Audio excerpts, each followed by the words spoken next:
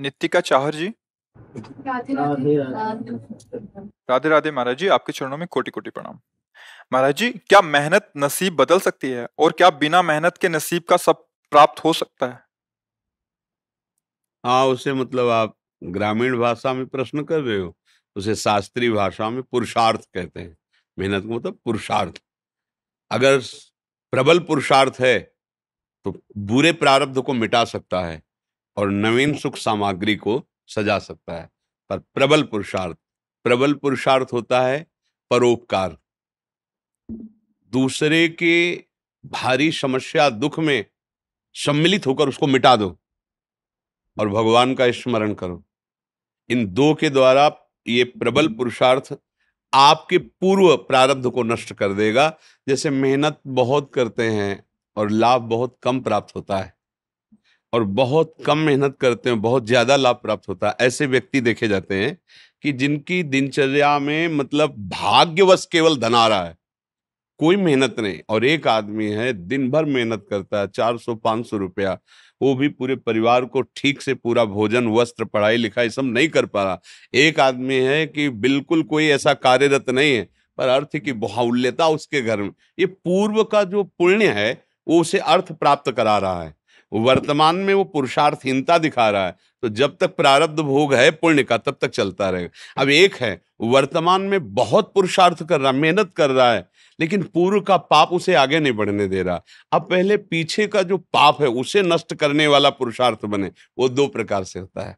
परहित सरिस धर्म नहीं भाई।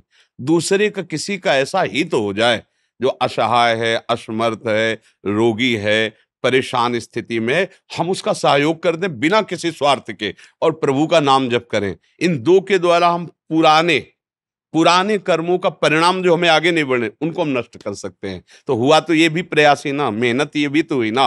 नाम जप करते हुए दूसरों के सुख की भावना में अपने कर्तव्य का पालन करते हुए, तो ये पुरुषार्थ आपके पूर्व प्रारब्ध का नाश कर सकता है। भाग्य से ही सब कुछ मिलता है ऐसा नहीं है, भाग्य भी काम करता है। जैसे बहुत पढ़ लिख करके ग्रेजुएट हुए लेकिन प्रारब्ध इतना बुरा है, नौकरी नहीं मिल रही, तो बेचारे गांव के कार्य कर रहे हैं या छोटी मोटी दुकान कर ली, और ऑफिसर रैंक की पढ़ाई किए हुए है। और एक है कि ऐसे घर में जन्मे हैं कि जमींदारी पहले से ही है, और वो न पढ़ने में रुचि न किसी क्रिया में रुचि, लेकिन वो बहुत सांसारिक सुखों को भोग रहे हैं। यहाँ प्रारब्ध देखा जाता है। लेकिन एक है कि बहुत गरीब घर में जन्मा, बहुत मुश्किल से उसके माता पिता ने पढ़ा पाया, पर उसने जी जान से मेहनत की, इतना पुरुषार्थ किया कि वो गांव में सबसे बड़ा आदमी बन गया। ये भी देखा जाता है। जो अपने पुरुषार्थ को प्रबल कर दे तो प्रारब्ध को मिटाया जा सकता है। अगर पुरुषार्थ हल्का हुआ तो प्रारब्ध जोर कर देगा और आगे नहीं बढ़ पाएगा। सबसे जोर का पुरुषार्थ है परहित करना और भगवत स्मरण करना। ये मतलब शास्त्र की एकदम सार बात बता रहे हैं। जिसको संसार में सबसे जल्दी उन्नति प्राप्त करनी हो, ये दो बात पकड़ ले। भगवान से मनावे कि कभी किसी की सेवा का अवसर हमें दीजिए।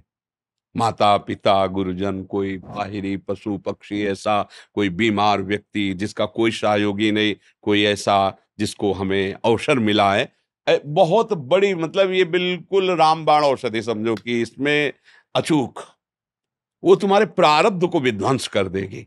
जहां तुमने किसी असहाय की बिना स्वार्थ के, बिना कुछ लेने की भावना के और तन मन धन वचन से सेवा की और भगवान का स्मरण किया, ये तुम्हारे पूर्व प्रारब्ध का नाश कर देगा।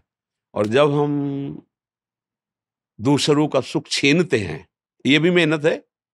चोर भी तो मेहनत करता है, न जाने कितना हिम्मत करता है दूसरों की संपत्ति चुराने के लिए, मारपीट सहता है, मारपीट करता है।